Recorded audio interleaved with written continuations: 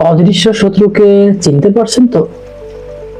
আমরা যখন বাংলাদেশের কাঁচা বাজার গুলোতে যাই সবজি কিনতে বা ফল কিনতে, তখন আমরা সাধারণত কি কি চেক করি একটা সবজি বা একটা ফলের? চোখে সুন্দর লাগছে কিনা, সবজিটি চকচক করছে কিনা।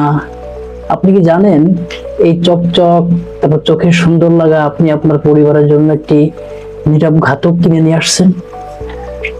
আমরা ভাবি বাজার থেকে সবজিগুলো কিনে নিয়ে এসেই কল ছেড়ে দিয়ে কসলে ধুয়ে নিলেই কেল্লা ফতে। কিন্তু বিজ্ঞান বলছে এটা সম্পূর্ণ ভুল ধারণা।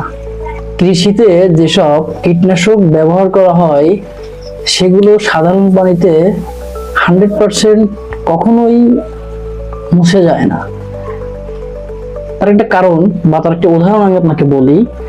এই যে আমাদের কৃষি জমিতে কীটনাশকগুলো দেওয়া হয়, দেওয়ার পরে একদিন 2 দিন বা সাথে সাথে কিন্তু অনেক সময় বৃষ্টি হতে পারে।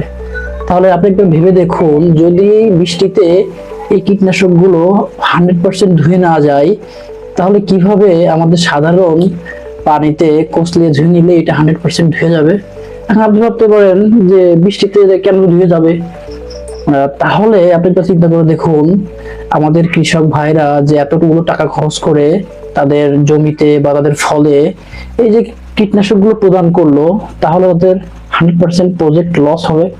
কারণ একটা কীটনাশকের অনেক দাম থাকে, বিভিন্ন বিভিন্ন কীটনাশকের বিভিন্ন রকম দাম থাকে, এটা আমরা সবাই জানি। এটা নিয়ে কখনো আপনি ভেবে দেখছেন? আপনি যখন রান্নাঘরে যাবেন সবজিগুলো কাটবেন, তখন একবার চিন্তা করবেন এই অদৃশ্য গোপন সত্যর কথা। তাহলে হয়তোবা আপনি বুঝতে পারবেন বা জানতে পারবেন যে কিভাবে এটা করলে কি হয়। আরো বিস্তারিত আসবে সামনে।